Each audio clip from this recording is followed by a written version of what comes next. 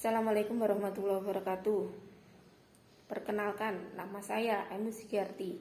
Di video ini, saya akan menjelaskan tentang contoh permasalahan bimbingan konseling yang ada di NMI dan penyelesaiannya.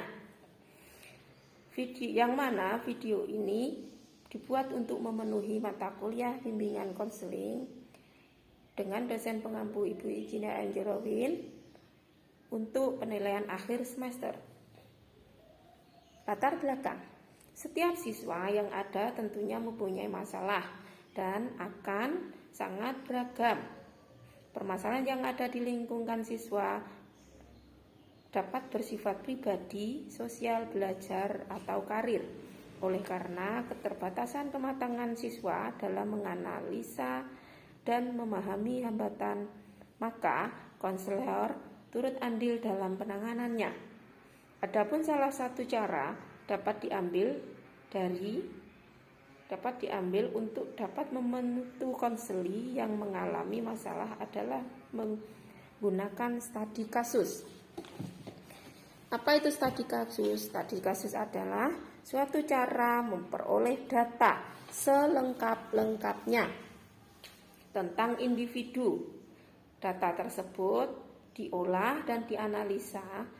Kemudian hasilnya akan digunakan untuk menduga permasalahan dari konseli atau individu, sehingga dapat diberikan layanan bimbingan dan konseling setepat mungkin. Melalui studi kasus ini, seorang konselor akan dapat memahami siswanya secara mendalam. Konselor akan mampu memperoleh informasi tentang sebab-sebab timbulnya masalah serta untuk menentukan langkah-langkah penanganan yang dialami siswa tersebut. Konselor juga dapat berkolaborasi dengan wali kelas masing-masing untuk mendapatkan data-data siswa. Wali kelas memberitahu mungkin ada beberapa anak yang harus diberikan konseling tentang masalah yang dihadapinya. Contoh permasalahan pertama yaitu penyesuaian diri siswa. Misalnya siswa itu suka menyendiri. Solusinya, siswa diberi layanan konseling individu. Pertama, biasanya konselor sudah mempunyai data siswa lengkap. Setelah diobservasi, konselor membangun relasi dengan siswa atau konseli, berbicara. Kemudian memberi pengertian dan pemahaman bahwa semua adalah teman. Dengan berteman, kita saling membantu jika ada masalah. Dengan berteman, kita akan bahagia. Setelah selesai, diharapkan siswa memahami dan mengerti. Setelah itu, konselor tetap mengevaluasi atau menganalisis, memonitoring berdasarkan tindakan perilaku yang direncanakan dengan konseli. Kemudian yang kedua, masalah banyak melanggar peraturan di madrasah, terutama pada saat kelas. Anak MI biasanya seperti itu. Contohnya bertengkar dengan teman. Solusinya, siswa diberi layanan konseling individu. Seperti permasalahan yang pertama, konselor sudah mempunyai data siswa tersebut. Secara siswa diajak berbicara mengapa bertindak seperti itu. Contoh, bila konseli menjawab dia sering melihat orang tuanya bertengkar, konselor memberi pengertian dan pemahaman bahwa bertengkar itu tidak baik, melanggar hukum, merugikan diri kita sendiri. Lalu konselor mencari solusi bersama konseli, membuat kesepakatan bahwa konseli tidak akan melakukannya lagi. Konselor juga harus mengevaluasi, memonitor tindakan perilaku konseli. Serta konselor akan berbicara dengan orang tua konseli. Permasalahan yang ketiga, pentingnya motivasi belajar.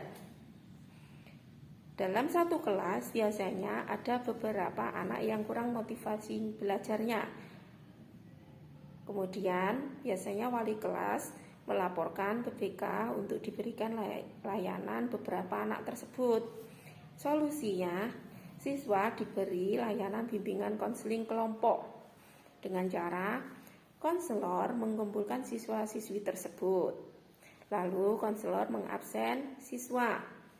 Konselor membangun relasi dengan konseli, bercakap-cakap, berbicara, bertanya, mengapa malas belajar, dan seterusnya. Jawaban dari siswa akan sangat beragam. Mungkin jawabannya ada yang suka main game, suka main media sosial, dan orang tuanya tidak melerai, orang tuanya tidak membiarkan. Kemudian lalu konselor memberi pengertian pada konseli dan memotivasinya untuk tidak bermalas-malasan. Motivasinya biasanya mungkin tidak ada kata terlambat untuk memulai sesuatu hal, untuk meninggalkan kebiasaan itu, karena itu bisa merugikan diri kita sendiri. Setelah itu konselor mencari solusi bersama-sama konseli tadi. Mungkin konselor bisa memberikan solusi. Pertama, memanajemen waktu. Ada waktu untuk belajar, bermain, dan yang lainnya. Dan setelah itu konselor juga tetap mengevaluasi atau memonitor tindakan perilaku konseli. Konselor juga meminta bantuan ke orang tua konseli dan wali kelas. Permasalahan yang keempat, masalah bimbingan konseli di MI. Anak biasanya masalah bimbingan karir di MI. Anak biasanya ditanya tentang cita-cita mereka. Kadang jawabnya ini, itu, masih berganti-ganti. Di dalam kelas perlu pengenalan bimbingan karir sejak dini, biar terarah, terprogram, dan terukur. Solusi dari layanan bimbingan konseling bimbingan layanan kelompok. Karena mungkin siswanya ada beberapa yang masih plan untuk menjawab cita-cita mereka. Kemudian konselor mengumpulkan semua anak itu. Setelah itu konselor mengabsen siswa. Konselor menjelaskan tentang pentingnya karir, pentingnya pekerjaan, menjelaskan macam-macam pekerjaan,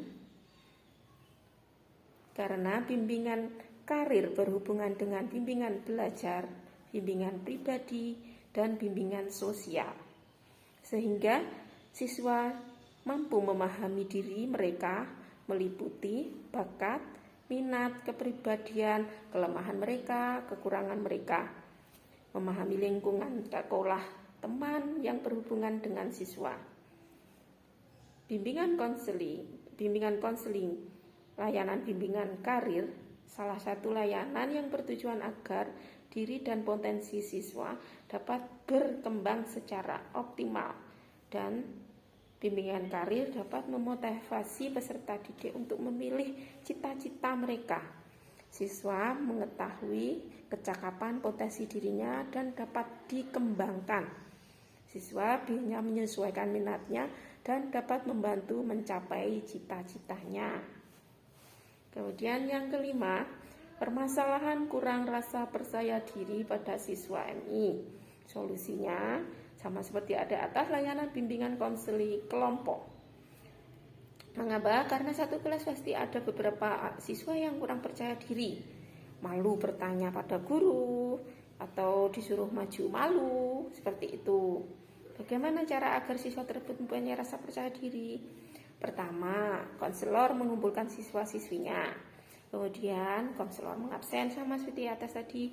Konselor membuat kesepakatan dengan peserta didik atau siswa tadi. Konselor bertanya apa ada pengalaman yang berhubungan dengan rasa percaya diri. Contohnya, siswa itu berani ketika ikut lomba, berani tampil dalam pentas, mungkin ada rasa grogi, malu, dan seterusnya. Lalu konselor menjelaskan apa itu percaya diri. Percaya diri itu saat seseorang tidak lagi malu apa yang ada dalam dirinya, tidak canggung dengan kekurangannya, dan mampu bangkit kembali setelah dia terjatuh dan menjadi lebih baik dari sebelumnya. Kemudian konselor itu diharapkan peserta DI mengerti memahami pentingnya percaya diri. Setelah itu konselor mempraktekkan, memberikan peserta didik untuk latihan berbicara depan kaca atau menunjuk siswa ke depan untuk bercerita dan yang lain. Yang lainnya memperhatikan jangan diterapkan jika keliru. Itu adalah latihan untuk percaya diri. Setelah itu konselor tetap mengevaluasi perubahan pada peserta didik dan meminta bantuan juga kepada wali kelas dan juga orang tuanya. Demikian pemaparan dari saya, kurang lebihnya saya mohon maaf. Semoga video ini bermanfaat. Wassalamualaikum warahmatullahi wabarakatuh.